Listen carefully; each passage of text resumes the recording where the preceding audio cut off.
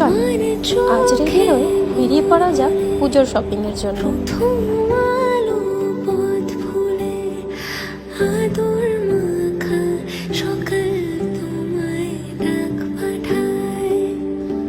হাতে গোনা আর মাত্র কয়েকটা দিন বাকি, তারপরেই আসছে পুজো।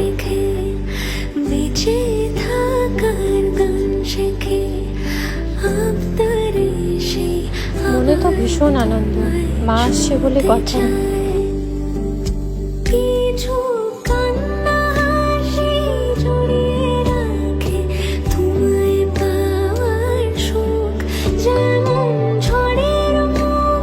পৌঁছে গেলাম শপিং করতে। বলো তো দেখি কমেন্টে আমি কোথায় এসেছি।